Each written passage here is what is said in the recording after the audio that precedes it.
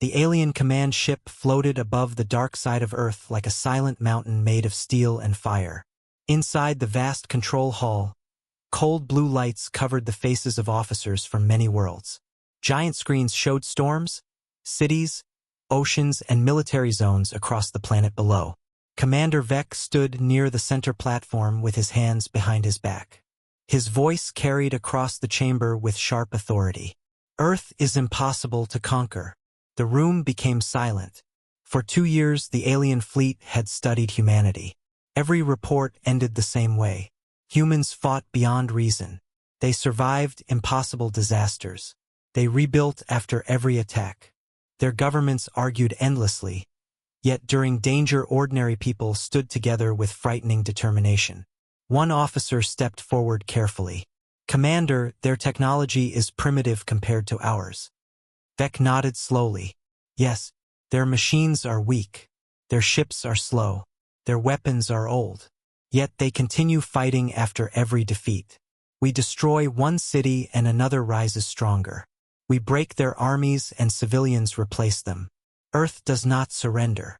Another officer looked confused. "Then what is your order?" Vec stared at the glowing planet below. "We leave." Shock spread across the hall. Far below in the ruins of Northern Europe, a man named Adam listened to an illegal radio hidden inside a collapsed subway station.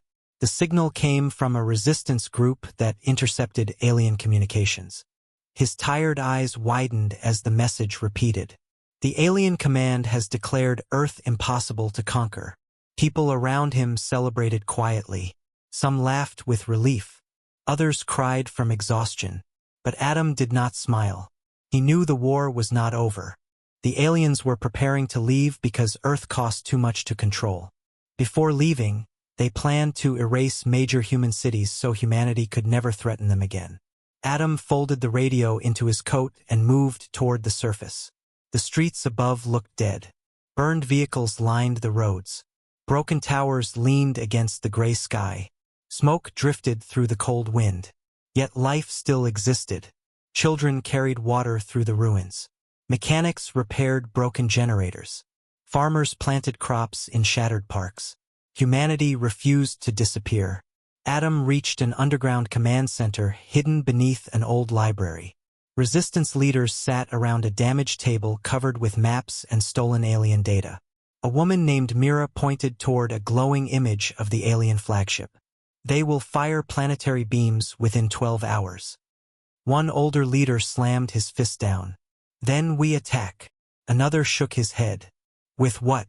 Half our aircraft cannot even fly." The room filled with angry voices. Adam stayed silent until everyone noticed him. Mira looked at him carefully.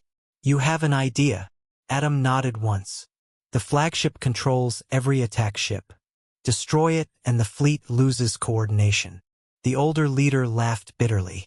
"That ship is protected by thousands of drones." Adam placed a small metal device on the table. "Not from the inside." The room became quiet again. 3 months earlier, Adam had captured a damaged alien scout during a raid. Hidden within the machine was a living core connected to the alien network. Since then, he had studied their language and security systems. Mira stared at the device. "You can enter their network. For 6 minutes. That is not enough." "It is if someone reaches the reactor." The older leader slowly understood. "You want to board the flagship." Adam nodded. Nobody spoke for several seconds. Finally, Mira stepped closer. "You will not survive." Adam looked toward the ceiling as distant explosions echoed through the city. Maybe survival is not the mission anymore. Hours later, a stolen cargo shuttle rose through dark clouds toward the giant alien vessel above Earth. Adam sat alone inside the narrow cabin while warning lights flashed around him. The alien fleet ignored the shuttle because hundreds of supply ships moved constantly around the flagship. Adam breathed slowly as he approached the docking sector. The moment the shuttle connected, he activated the stolen device. Every security monitor near him froze for exactly 6 minutes. He ran through metallic corridors while alarms remained silent. Alien workers moved nearby without noticing the human in a stolen uniform. At the center of the ship stood the reactor chamber. A tower of blue energy reached upward through the heart of the vessel like captured lightning. Adam removed a small explosive charge from his bag. Then the alarms suddenly activated. 6 minutes were over. Red lights flooded the corridor. Alien soldiers rushed toward the reactor room. Adam locked the chamber door and armed the device. A voice thundered through hidden speakers. "Human, surrender immediately." Adam simület feindli. For years humanity had heard those same words. Cities had burned. Nations had fallen. Millions had died. Yet Earth still fought. Adam opened a communication line across every channel in the flagship. "This is Earth speaking." Outside the ship, hundreds of resistance fighters listened through hacked frequencies. Inside the control hall, Commander Vec watched the reactor warning signals rise rapidly. His expression changed for the first time during the entire war. Fear. Adam rested against the reactor console as heavy impacts shook the sealed door. "You said Earth was impossible to conquer." The commander answered coldly. "Yes, you were right." Adam detonated the reactor. A massive wave of blue fire tore through the flagship. The explosion lit the darkness above Earth like a second sun.